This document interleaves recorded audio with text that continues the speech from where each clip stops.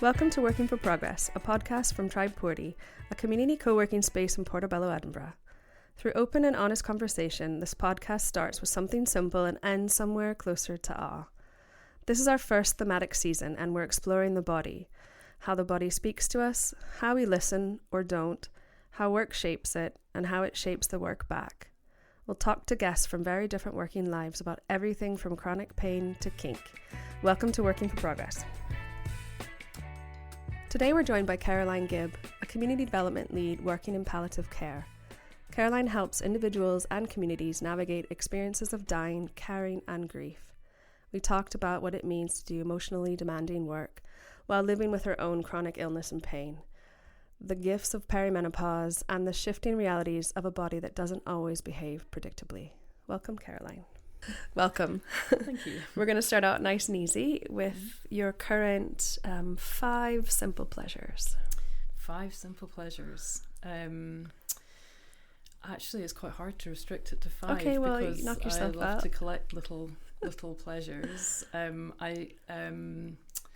So I just saw a little Dunnock singing just on my way down the road. There was a little Dunnock on an aerial on the roof singing. So I actually only learned that bird recently when I was looking up sounds of birds, trying to figure out what's in the garden. Yeah. Oh, cool. Yeah, Oh. they're everywhere. They've got a lovely little song. So that's up there, just a little singing bird. It's a daily pleasure of mine. What else? Sorry, this is my brain kicking into gear now. That's okay. Having to This is think the warm about up part, something. it's fine. I brought back a really nice bar of chocolate from Brussels. Nice. And I've been enjoying one little square. Oh, it's very evening reserved of tea. you. Yeah, there isn't much reserved generally. So I went in the sea on Saturday. That's a sort of weekly, very simple pleasures, just dunking in cold water, which I love. Go to Wardy Bay. Try to go every week.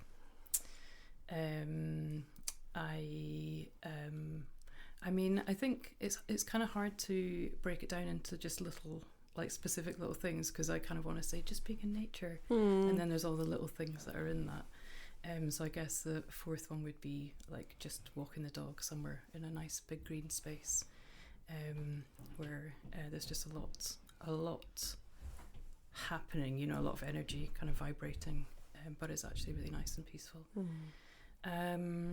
And then the last one I'm going to say is just sitting on my sofa with my partner and watching some good TV. Nice. Good rounded pleasures there. Moving on to your work, how would you describe kind of the work that you're doing right now? So I work for a charity. It's a palliative care charity. It's called Scottish Partnership for Palliative Care, and it's a membership organisation which brings together bodies and groups and organisations that work in palliative care to work together to improve experiences of death, dying and bereavement. But my role in the organisation is community development lead.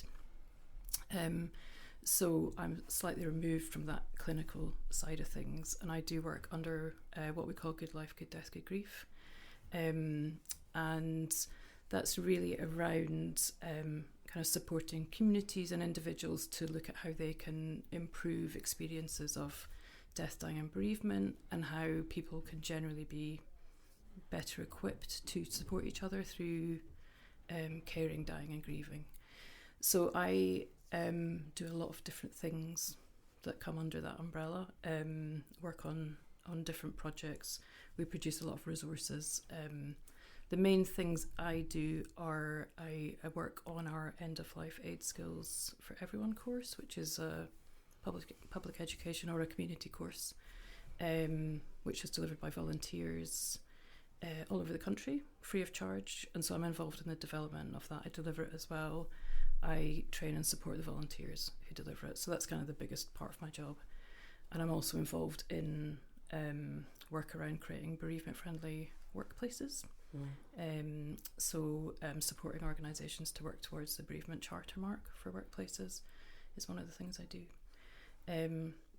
That's those are the main things. I don't know if that actually answers your question. No, it does, and I think it's worth kind of maybe explaining what palliative care is, because I think a lot of people think it's just if you have cancer or do you know, like you have a long terminal illness, but that isn't just it, is it? Yeah, I mean, palliative care is clinical, well, I guess medical and social care for people that have a life-limiting illness. So it's not necessarily, I think the misconception around palliative care is that it's something that people get when they're dying, so towards the very end of their life. So whether that's the last few weeks or days or hours. But that's not the case with palliative care. People can be receiving palliative care for years, and it can be supporting them to live well right up until they die, and it can also support family through that time and can support with bereavement as well. I guess a way of looking at palliative care is that it's more about living than dying often. Yes. And would your advice be that everyone gets a bit of training of some sort, whether it be through work or I feel like most of us are so unprepared for an end of life, even if it's expected and an older person, it's until you've gone through it, and no one kind of talks you through it often. Depending on the setting, if it's in a hospital and people are busy, you're often just left to figure it out. I know we have Life Circles here, or Dead Cures Cafe that Loretta runs. I don't know if you know Loretta. Loretta is one of our ease facilitators, actually, so I do know Loretta. You do know Loretta. And she's so lovely. But it's we've been pushing it here for a long time, and it's a hard sell. But it confuses me a little bit. I guess it's too late. When people need it, it's often too late, and then they don't think about it after that. I don't know.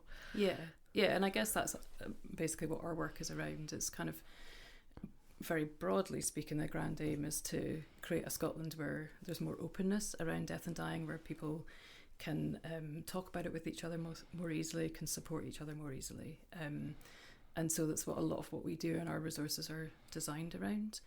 And I think that that I hear that from people a lot. We hear those stories a lot, particularly in the ease course, where a big part of that is kind of peer discussion and just learning from each other and sharing each other's experiences.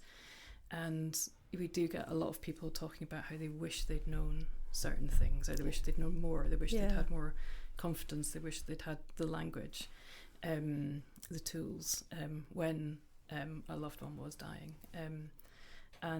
But what they also say is that they are glad to have it now, and it's never too late to start learning more and build that comfort and build that confidence around these areas. But yeah, I definitely think there's a place for that. I don't know if it needs to be formal training. You know, like I guess the model that we're building, the ease course, is really around it being about comfort and confidence rather than kind of hard skills. Sure. A lot of what we do is designed around the concept that people do want to help. People do want to talk about this stuff, and they do want to help each other, but they maybe don't have what they need to be able to do that. So whether that's tools or knowledge or confidence. And so we're trying to put things into place that help people build that for themselves, and so they can feel more empowered.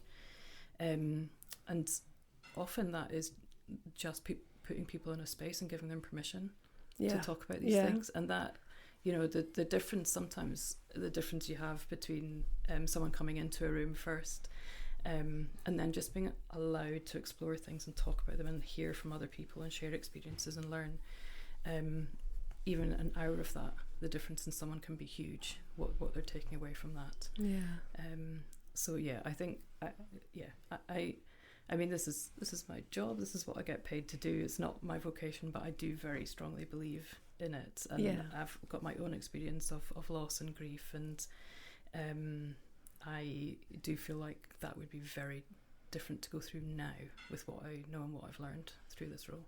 Yeah, I did wonder how that kind of that work and knowledge, how that has changed the way you live, and has it changed the way that you inhabit your body in any way? I think I think it probably has. I think it's one of those things that is quite subtle over time. And I think there's aspects to work where you're working with communities and with people in communities and doing kind of external delivery, hearing a lot of different stories and experience, that you take all of that on and hold it, I guess, within your body. And there's something about that, whatever the topic, that you're always carrying stuff with you wherever you move on to. I think with this, there's a different element to that. And I came into it not long after my mum had died. So I guess that was quite present for me then as well.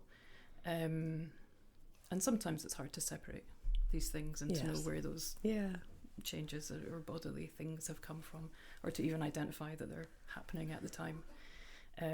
But yeah, I think that it has definitely... The thing that's had the most impact on me, I think, is just hearing people's stories. Like being the person in the room when people are sharing things is quite a privilege, and can be really impactful. And are you able to balance that kind of,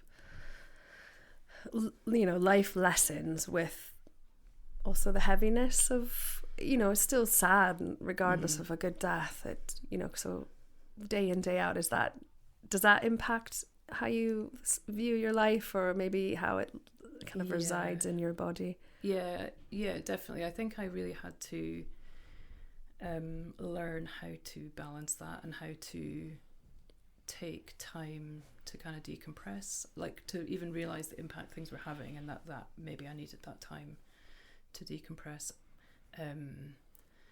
It can be quite heavy, and it can be very sad. I mean, I think that's why like I would never push someone to talk about this stuff. That there are reasons people don't want to talk about death and dying, right? It is actually really sad, and we don't always want to be having those feelings, and it can be quite a lot to carry. So yeah, there definitely is that, and I do have learned over time how to take better care around myself within that equation. Yeah. So kind of, I know we're sticking to the theme. This is kind of our new theme around the body we're exploring this season. So I'm curious how you have learned to listen, or maybe talk about a time where you overrode the kind of signals that your body was telling you, and maybe just a little bit about your relationship with your own body right now. Yeah, I mean, I think I did that until relatively recently. I didn't have great body awareness for a long time in my life, and I still do to a certain extent, because you don't just change overnight, but I had quite a stoical approach to life, and very much had the mentality of like, you just keep going no matter what. And I've been in jobs where I just wouldn't be taking a sick day, or I wouldn't be taking my leave, and I mean, not particularly good or rewarding jobs, but I still somehow had that mentality. And I don't think it was even until I was in my 30s where I took a sick day for when I had my period, and I'd been having incredibly painful, disruptive periods for a long time. But I was just like, no, you must just keep going. But it wasn't until, I guess, I was in my 40s, and then I started to get really ill basically all the time, which ended up actually being chronic migraine, and also had been having chronic pain as a kind of separate but I guess connected issue as well. I was kind of forced into taking time and reflecting on what on earth was happening with my body. That wasn't until when now? So that was sort of throughout my whole 40s, basically. So it kind of... But it started at an early age. I guess I have had migraine my whole life. I would have said when I was younger I got migraines. I thought they were just sort of isolated events. I didn't know then that there was a neurological condition that gets worse over time if you don't look after yourself.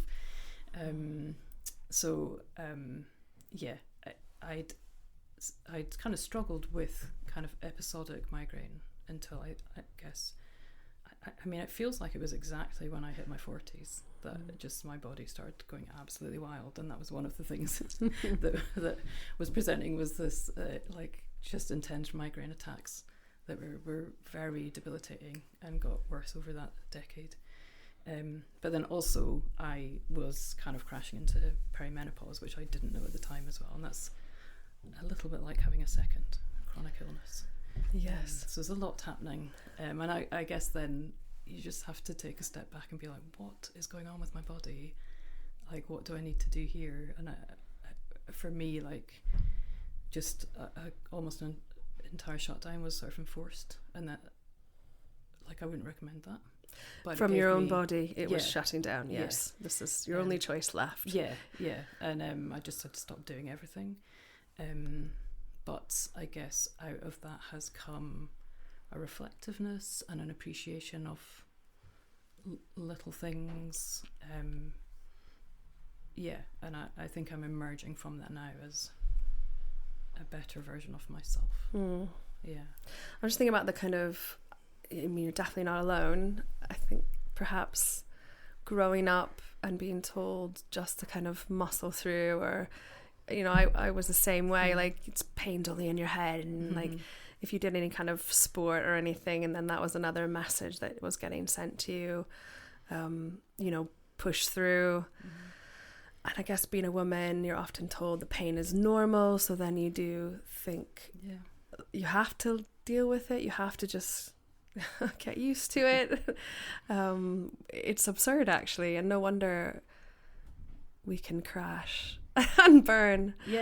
Especially I feel with, like it's inevitable, and this is definitely not an unusual story. No, particularly at that age. I think that's often when everything just kind of collides, and it's also, I guess, sort of mid-age is when other things start happening, like you, like my mum was ill for a long time. I was involved in her care, and she died. I was in a long-term relationship that ended, and like those are quite common stories for people that age. People often have other caring responsibilities or big life stuff happening, big changes, and it's just it's at the time when your body's also starting to rebel and say, hey, wait a minute, I'm not sure this is working. I think be able to kind of fine-tune that voice, those kind of signals are difficult because you've got the cultural noise, and obviously nobody wants to be ill either. It's not fun. It stops you from doing what you want to do. What have you learned? Where are you just now with kind of how you view your body as not broken or that needs to be fixed? Or because I think it's easy to want to be something it was before kind of mindset. So where are you now, and how do you kind of deal with really communicating with your body? I'd say I'm working on it. I've definitely been at that point of being like, I want to be my old self, and even though obviously intellectually we all know that's not possible, it's very hard to push against that feeling of like, but I used to be able to do this, or I used to look like this, or whatever it is. And I guess there's just a lot of feelings around aging as well, and kind of losing a bit of control and your body, feeling like your body's betraying you a little bit. So I've definitely wrestled with all of that, and I still do to a certain extent, but I think I've kind of worked on some kind of acceptance of this is the body I'm in right now, and this is what I can do while I'm in this body, and I just need to be able to work with that. And I mean, I'm in a very lucky position now of being on new medication that seems to be working, which I've been on for a year, so I feel like I can now say that out loud without jinxing anything. So I'm feeling things are feeling more manageable, so I appreciate that. That's a real privilege as well, and it just makes things a little bit easier. Feel, there's more of a little bit more hope, because I think there's always a real tension between hope and acceptance. And you don't necessarily, like, when you're in the pit, you don't really want to accept being there because it's no fun. Like you feel like you should be striving for something else, but then hope is such a dangerous thing because maybe that just isn't possible anymore. So yeah, it's a really difficult balance.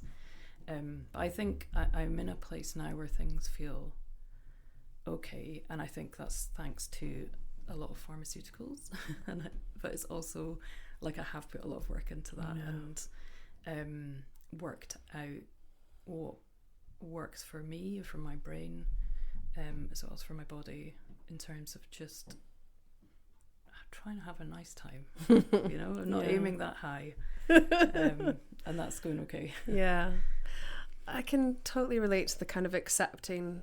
I think for a very long time, and maybe still currently, it feels like I'm lying down and dying by saying I'm accepting it, which obviously isn't helpful, I don't think. How about the element of trust? Like, do you feel like you can trust what your body's trying to tell you? I don't know if I've even really thought about that much. I definitely went through a phase of really having a bit of a darker relationship with my body and feeling very let down. So there was a loss of trust there, I guess. I don't know if it's a funny one, isn't it? I don't know whether like you have as much control as you think over your body, so I don't know if trust is the right word, really. But I'm certainly like at a point where I'm like, well, it is just you and me in this together, so let's try and make it work, and like I'll try and listen and try and respond appropriately. Sometimes I might push it a bit, but yeah. I like that response better. It feels a bit more playful. I think the trust for me is a result of my interaction with healthcare. So you go for help and they tell you, oh, it must be this. And then I would research this, and then I would get the procedure to explore if this was it, and then it wouldn't be it. And then that happened 4 or 5 times to the point I'm confused about what I'm supposed to believe. And then it feels like there is no answer at all. So who am I trusting? I'm not myself and not the healthcare professional. Yeah. And I think, I mean, I totally get that. And I've been through that with healthcare people as well. And I think there's also an element, like for me, there's been an element, and I don't know if you would identify with this, but certainly with chronic migraine, there were points before it was really bad and I was having symptoms all the time. There were always points where I felt great in between, so I'd be incredibly ill for quite a long time, but then I'd just be fine. And it would be like my body was gaslighting me and being like, you were imagining things, it wasn't that bad, you're just being dramatic. So that's, I guess there was a loss of trust there. I think that's it, and maybe that's the point of a point to bring up in discussion around chronic anything. It's not set in stone necessarily that it's only this way forevermore, and if it's not, then it doesn't mean it's that, because there are very few things that are like that. And we often do ebb and flow, and sometimes it's cyclical, and there's other impacts that are hard to explain or quantify. Totally. And I found some writing about dynamic disability, which I was really taken with at the time, and still am, which is basically that like you can have a chronic illness that is incredibly disabling some of the time, and it like that's really bad, and there are things you can't do, and like you might not be able to work, you might not be able to do most things in life, but there will be times when you can do all of those things. And like there's obviously a certain ableism around all of that, but around being able to kind of accept that is the case for yourself, as well as being judged by other people on like your good days, as opposed to your bad days. I know when you get like a family member or someone close saying, oh, I didn't know, and you're like, that's 7 years in now, but that's okay. It's like, but you look fine. You look fine. Yeah, I know. What are the other outlets you do to kind of, I don't know,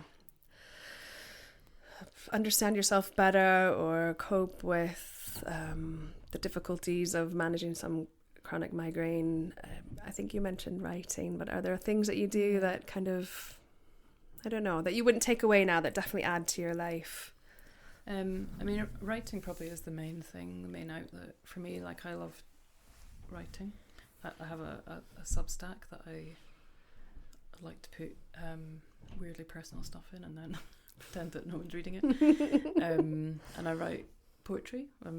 I've just embarked on the 100 Days project, which I think you do as well. I do, yeah. So I'm doing a poem a day, which I did last year as well, for the 100 Days. And I find that very therapeutic, actually. I really appreciate creative practice. I find it hard to make it a sort of a daily event in my life. So this is a good way to do that. So yeah, I guess that's up there. But I really enjoy any kind of creativity. I make zines. I like kind of doing anything kind of messy and creative. I do embroidery as well, although I'm going through a phase of not doing embroidery. But you know, I'm not embroidering right now. Yeah. I like cooking. I like going in the sea, like I mentioned. So yeah, there's lots of little kind of practices that help me stay regulated. I guess that I try and make sure.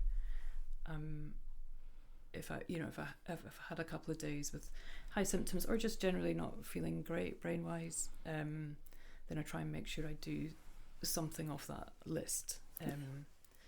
Just even sit in the garden and see if any birds come and say hello. Yeah. Just make sure something's in there to regulate. That is nice.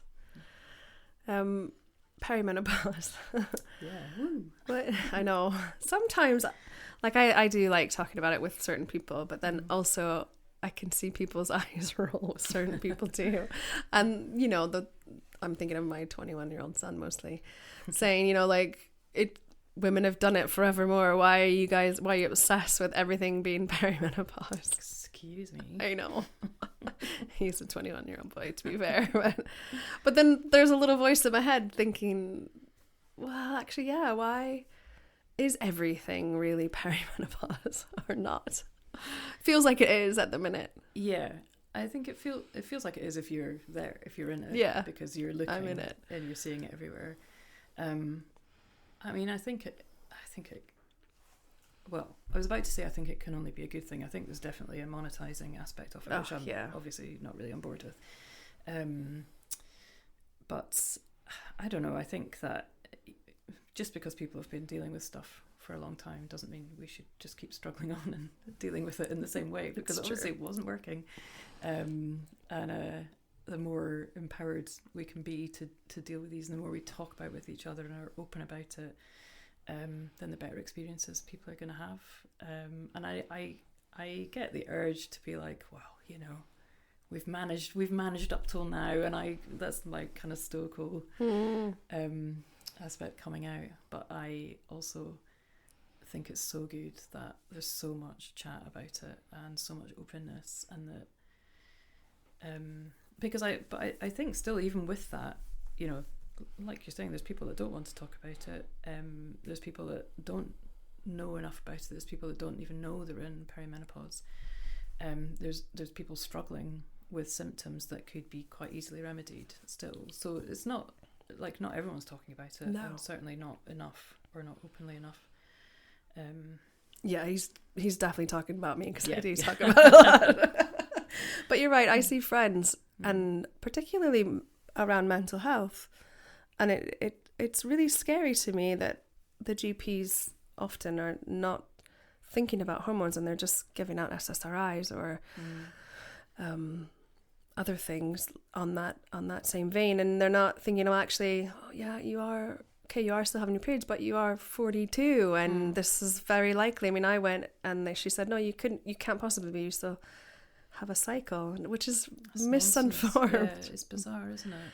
It's bizarre to think that most of us know more now than the average GP seems to. It seems to be that way. I've actually been very lucky with my GPs, so I'm not talking about them, but yeah, that's a story I've heard from a lot of people as well. And I did have it from like I went to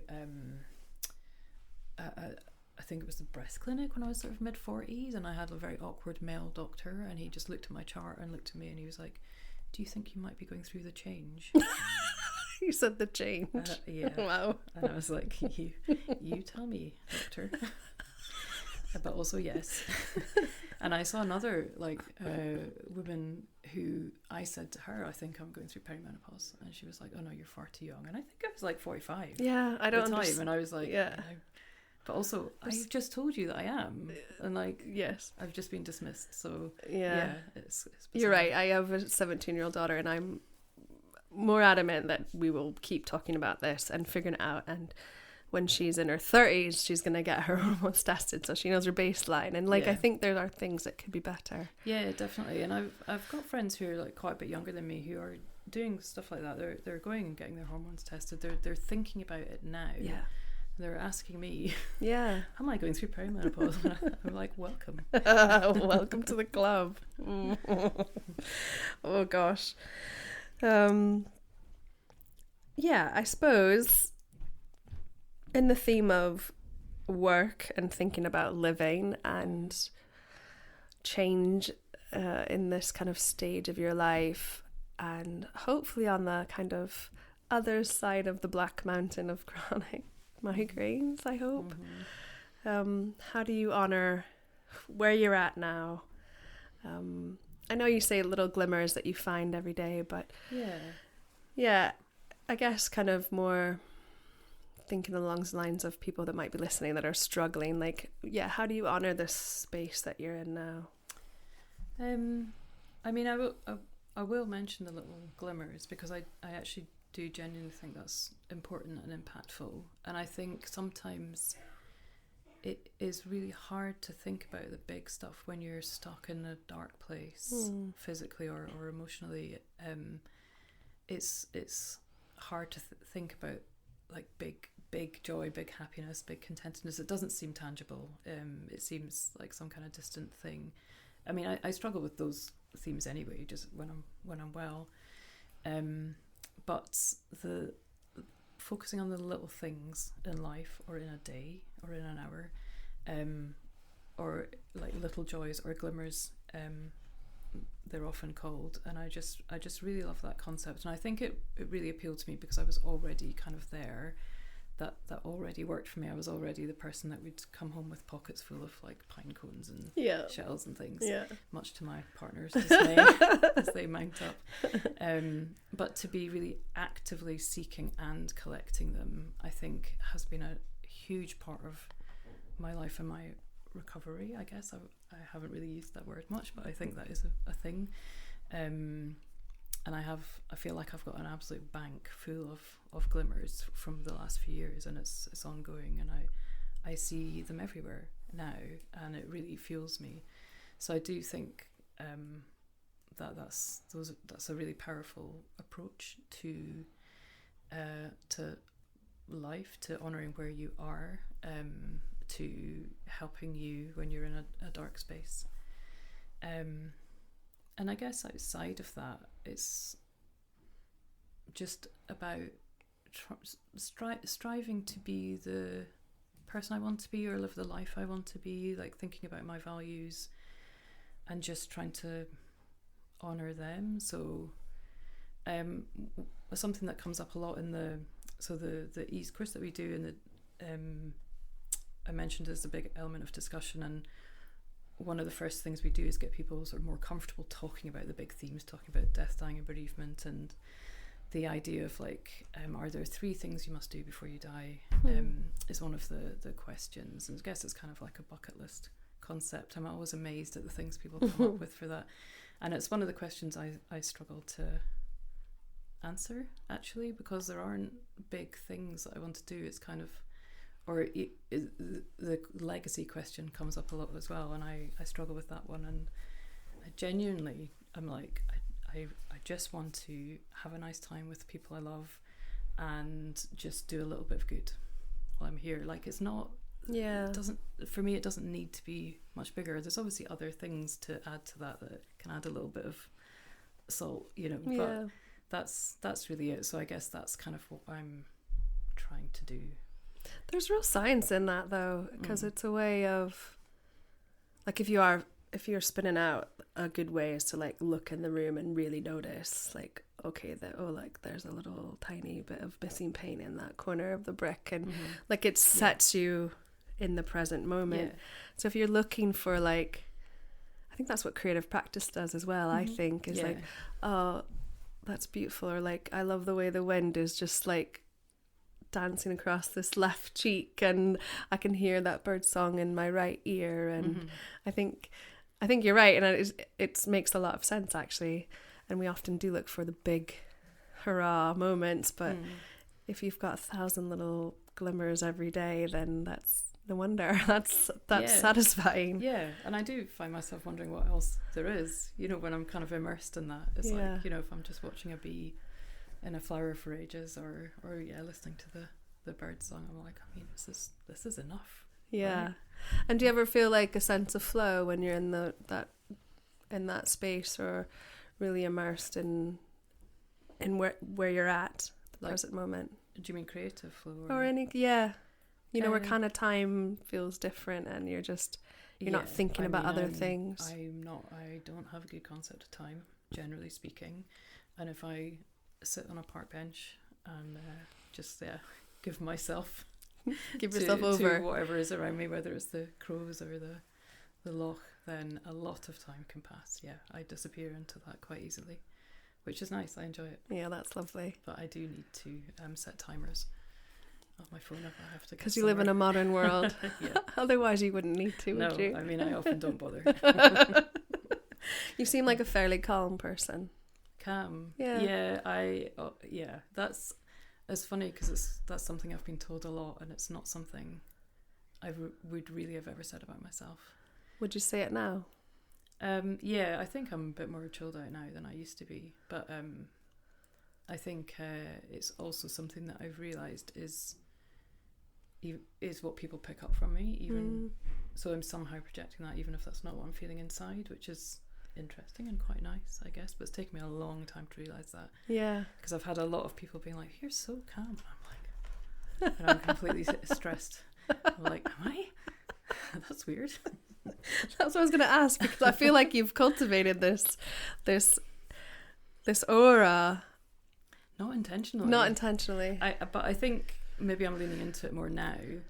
But I think it probably comes from a place of just being an incredibly shy and awkward person who didn't know how to express what I was feeling. Or in fact, I mean, I came from a time where you weren't supposed to express what you were feeling, so it wasn't really, you know, in my vocabulary. So a mixture of all of that, I guess. And then I don't know, it's interesting looking back and thinking where things came from, like whether you've created it yourself or it's been projected onto you and you've just kind of gone with that, and then it's become a part of you. So I don't know. I'll ask my therapist. But you could claim it as it being part of you and put on you, and therefore it will, I don't know, move you forward in that direction. Maybe. And you know, there's definitely worse things for people to project onto you, so I'll take it. It's fine. We normally end with a kind of question around awe, but I feel like it's maybe not where your head's thinking. But I was wondering about the sense of awe you have for your own body. There is some awe there, I think. It's got through a lot. And it surprised me a lot, particularly over the last year, when I've kind of been wondering whether I am actually gonna get better, or not go back, but find a new kind of level of fitness and strength, and I have. It's got, you know, my body's strong. I've been going to the gym, lifting heavy weights, and it's really surprised me in that regard. So I definitely have, I would say, a sense of awe around, like, oh, actually, you're really, like, you're working with me, like, you're trying. And I think I always felt like, I know you're not doing it on purpose. Like I get it. But I feel now more like it's stepping up a bit, and we're working together. So I think I would say there's a little bit of all there for sure. Oh, thank you so much. You're Thanks for very chatting. welcome. Oh, thank you. Cheers. To show your support, please like and subscribe to this podcast. If you'd like to learn more and stay connected to Tribe Porty and Working for Progress, please visit tribeporty.org. There you can subscribe to our newsletter and follow us on Instagram and Facebook, where we share monthly blogs offering insights into how we craft our working lives. This has been Working for Progress. We hope you join us again.